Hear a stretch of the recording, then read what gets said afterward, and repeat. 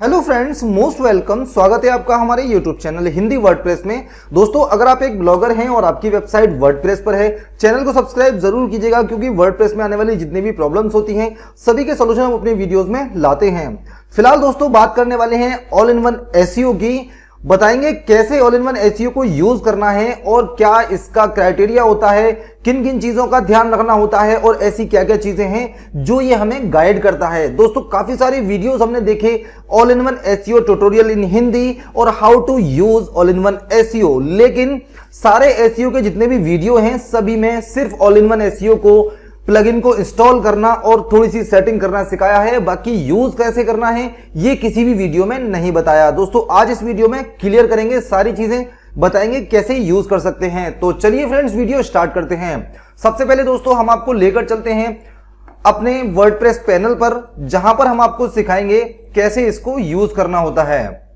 देखिए दोस्तों, WordPress panel पर आने के बाद जब आप किसी आर्टिकल को लिखते हैं तो वहां पर ऑल इन वन एसईओ का बहुत ही अहम रोल होता है। यहां पर ऑल इन वन एसईओ को इंस्टॉल करने के लिए आपको प्लगइन्स वाले सेक्शन में जाना होगा और ऐड न्यू पर क्लिक करना होगा। उसके बाद में आपको यहां पर all in one SEO search करना है।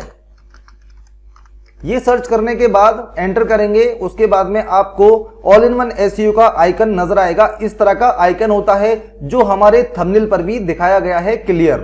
तो इस वाले प्लगइन को आप इंस्टॉल कर लीजिए, यहां से इंस्टॉल होगा, उसके बाद एक्टिवेट कर लीजिए, एक्टिवेट हो जाएगा। उसके बाद में आपको यहां पर ऑल इन वन एसईओ वाले सेक्शन में जाना है।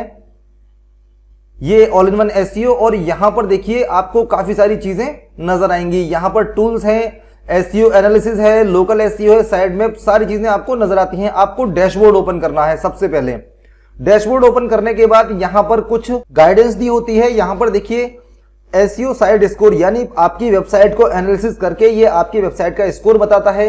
उसके बाद नीचे स्क्रॉल करेंगे तो यहां पर देखिए read the all in one SEO user guide, यहां से आप इसको ओपन करके गाइड पढ़ सकते हैं। उसके बाद में यहां पर देखिए नीचे स्क्रॉल करेंगे तो आपको काफी सारी सेटिंग्स मिल जाती हैं। यहां से आप इनकी सेटिंग को देख सकते हैं अच्छे से। कुछ खास ऐसा नहीं होता है इसमें जो आपको करना कंपलसरी होता है। तो इस तरह से आप इसको इंस्टॉल कर सकते हैं बड़ी ही आसानी से। उसके बाद में आपको यहां पर फीचर मैनेजर में जाना होगा। फीचर मैनेजर में जाने के बाद आपको यहां पर नीचे स्क्रॉल करके देखना है कितने सारे फीचर्स हैं जो आपकी वेबसाइट पर ऑलरेडी लगे हुए हैं। लेकिन ये जितने भी हैं इन सबको आपको एक्टिवेट करने के लिए पेड टूल्स यूज करना होगा, लेकिन मैं आपको अभी सजेस्ट नहीं करूंगा। अगर आपकी वेबसाइट से अर्निंग अच्छी खासी हो रही है तो आप इसको जरूर प्रो में अपग्रेड करिएगा।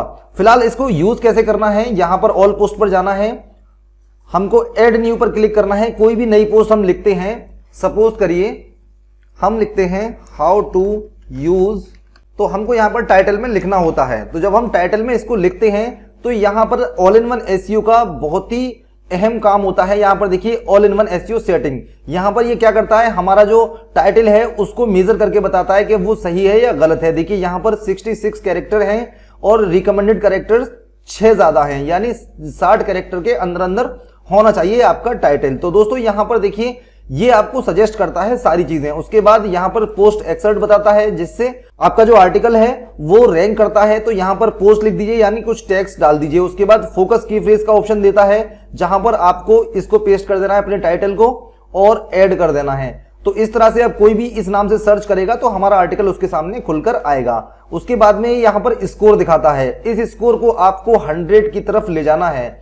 100 की तरफ ले जाने के लिए आपको सजेस्ट करेगा क्या करना होगा। सबसे पहले फोकस कीफ्रेज लेंथ, यानी इसकी लेंथ थोड़ी सी बड़ी है, इसको थोड़ा छोटा करिए। उसके बाद में इसको यूआरएल में पेस्ट करिए। ये सारे सजेशंस आपको देता रहेगा, आप इसको फॉलो करिए। आपका आर्टिकल 100% रैंक करेगा और सर्च रिजल्ट के फर्स्ट या सेकंड पेज पर आएगा। तो आपको यहां पर इसको पेस्ट कर देना है। जैसे ही फोकस कीफ्रेज है उसको यूआरएल के अंदर पेस्ट कर दीजिए। उसके बाद में और जो कमियां हैं आपके इसमें आर्टिकल में, वो सारी कमियों को आपको दिखाता रहेगा। देखिए यहां पर नीचे स्क्रॉल करेंगे, पेज एनालिसिस, ये भी ऑल इन वन एसईओ का एक टूल है। यहां पर बेसिक एसईओ दिखाएगा और आपको सजेस्ट करेगा फोकस कीफ्रेज इन कंटेंट, कंटेंट के अंदर नहीं है, यानी आपने टाइटल में लिख दिया, फोकस कीफ्रेज में लिख दिया, लेकिन उसको कंटेंट में यूज नहीं किया।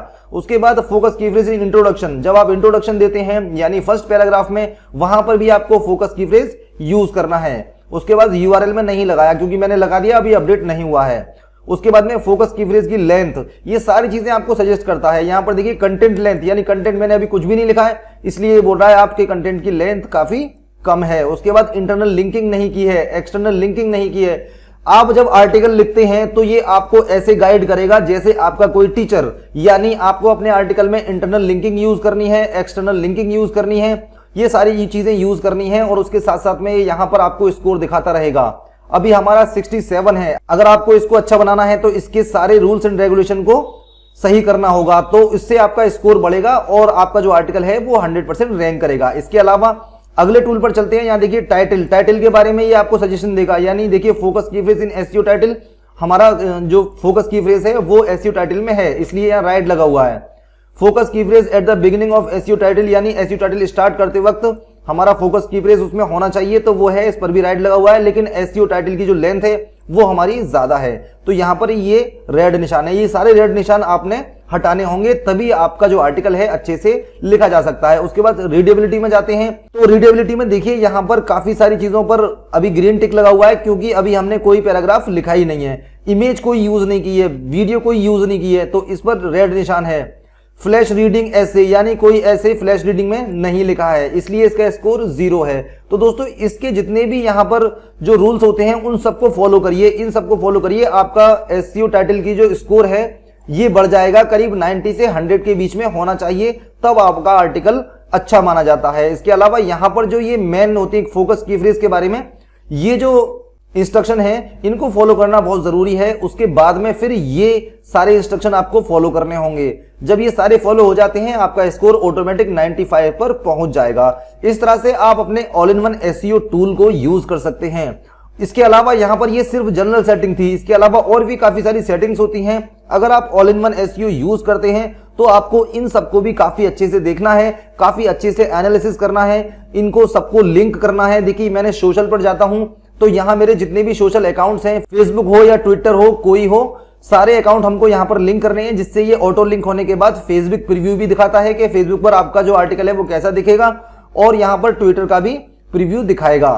तो इसलिए ये एसईओ प्लगइन काफी अच्छा है। स्कीमा में जाते हैं तो उसके लिए आपको बताएगा जनरेट स्कीमा, यानी स्कीमा डेटा आपने जनरेट नहीं किया है वो जनरेट जरूर करना चाहिए अगर आप सही आर्टिकल लिखना चाहते हैं और उसको रैंक कराना चाहते हैं। उसके बाद लिंक असिस्टेंट में जाएंगे तो यहां पर देखिए ये एक पेड फीचर है, इसलिए इसको आप यूज नहीं कर सकते। रिडायरेक्शन इसको भी यूज नहीं कर सकते, एडवांस इसको यूज कर सकते हैं। इसमें क्या होता है, आपको इसको ऑन करना है और यहां पर जो भी कैनोनिकल यूआरएल है, सपोज कीजिए आपका एक या एक से ज्यादा यूआरएल बन गए हैं, तो आपको कैनोनिकल यूआरएल में अपना जो मेन यूआरएल है वो एंटर कर देना है। उसके बाद में आपका यूआरएल कैनोनिकल माना जाएगा। जब भी गूगल सर्च रिजल्ट में कोई आपके इस आर्टिकल पर क्लिक करेगा तो उसको इस यूआरएल पर भेजा जाएगा।